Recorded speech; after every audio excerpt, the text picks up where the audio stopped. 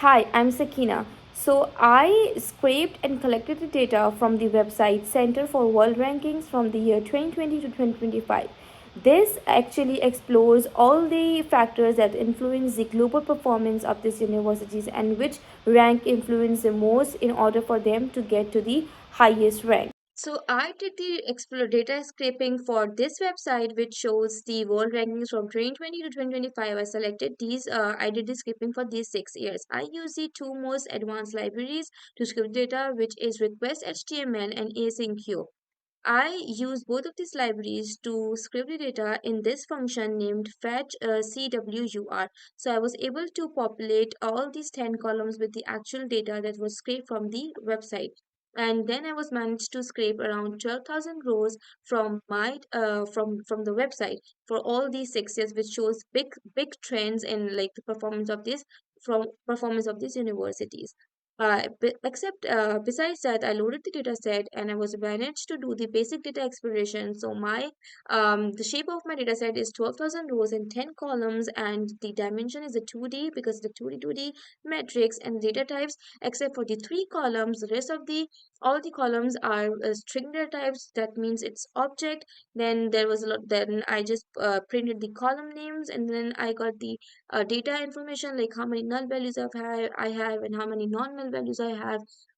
Besides that, I also did the summary of the categorical variables so that I could know like what's the unique top and frequent values in my categorical variables.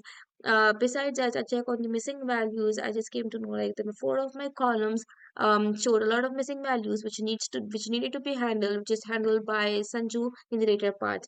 Then I did the basic exploration of my outliers, like examined the outlier. Hi, this is Sanjashri Chandrasekharan, and I belong to Group 11. Sakina explained the basic data exploration and data scraping, and I'm gonna explain about univariate, bivariate, and multivariate analysis. First, we're gonna replace the empty columns with NaN, and next we clean the rank data type with only the rank and excluding the extra values, and next, we're going to convert all the rank columns into float. With course, pandas actually convert them directly into float and not int. If they are already int, they'll stay int. And we handle the missing values in these columns, and there are no missing values left.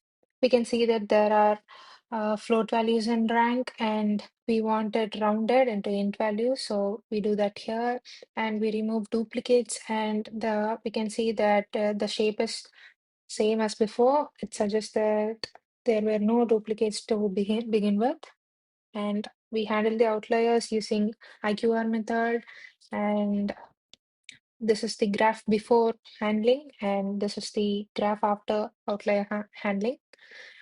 And here's the correlation map. Here we can see that world rank and research rank are positively correlated, and score world rank and score research rank are negatively correlated. Here we can see that national rank and score are right skewed. This also can be proved with skewness analysis, where we get numbers in which we can see that these two are right skewed. This is the graph for it. And ADA summary is just summarizing whatever we did in basic data exploration and the other steps. My name is Sandra and Thomas. Data visualization part of the project will be discussed in this video. Before doing the visualization, I clean the dataset by converting all ranking columns and year column into numeric format, removing rows with missing year values, and verifying the data types. This ensured that visualization was perfect. First visualization was a set of histograms, Fuchs score, and rank metrics. This showed that most universities have high scores while rank-based metrics are right skewed, meaning many universities fall into lower global ranking position. Next, I visualized top 15 countries with the highest number of ranked universities. The United States have the highest representations, followed by China, Japan, UK, etc. This shows which countries dominate the global university participation. To understand how ranking factors relate to student outcomes, I created a scatter plot comparing score with different ranking criteria. All plots are showed a strong negative relationship. Better ranks lead to higher scores, and research rank had the strongest impact on score. Then I compared average scores across countries. The Netherlands had the highest score, closely followed by Switzerland and Denmark, and the rest top 10 countries maintained consistently strong academic performance. Next, I analyzed trend of average university scores over time. Score dipped from slightly from 2020 to 2022, but steadily increased from 2023 onwards, reaching out highest level in 2025. I also examined top 5 universities across all years: Harvard, MIT, Stanford, Cambridge, and Oxford. Harvard maintains a perfect score every year, and all 5 institutions shows highly stable performance over time.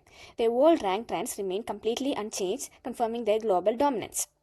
Finally, I generated a correlation heat map. It shows that the world rank and research rank are strongly correlated, meaning research performance has the biggest influence on the university ranking. Score is negatively correlated with the ranking metrics, which is expected because a higher score corresponds to lower rank number. Overall, the visualizations clearly highlight global university performance and trends. Research trend stands out as the most influential factor in determining global rank.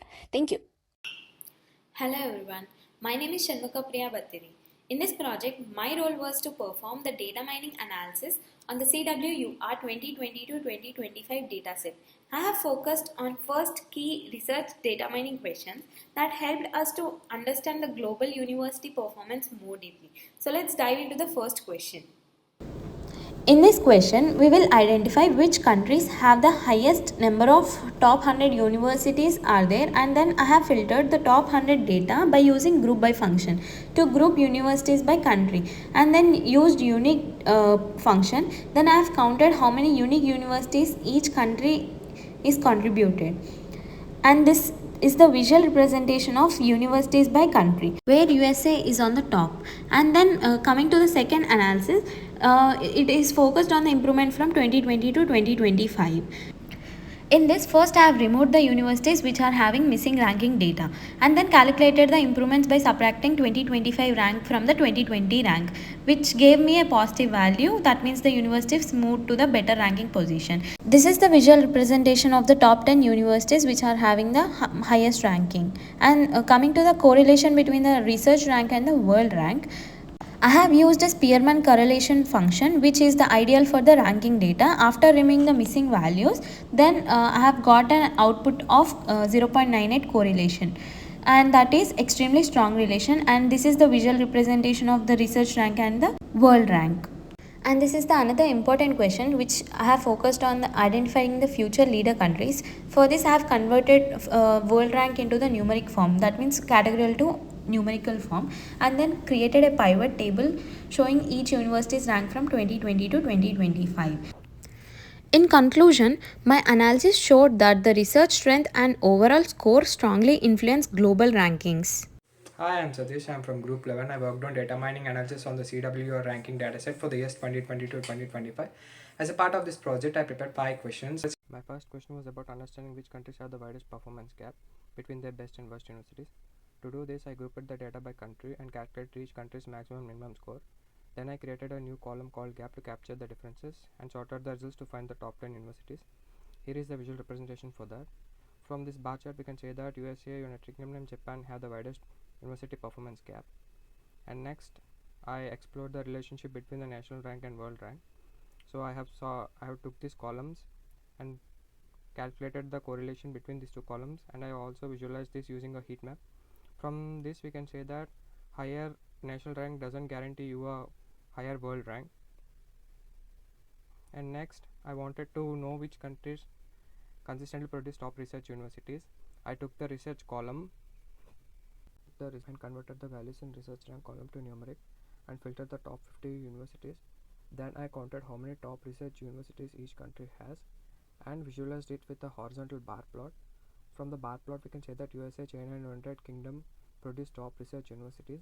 And my next analysis was to check whether universities with strong education rank also have strong faculty ranks. I took educational rank and faculty rank column and plotted a scatter plot between them. I have also calculated a correlation between these two columns, and I got results as 0.55, which indicates a positive relationship between these two columns.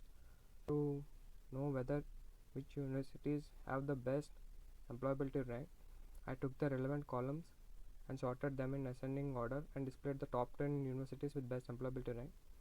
Now here we can see that these two universities remained consistent throughout the years in the best employability rank, and this is my data mining analysis. Thank you.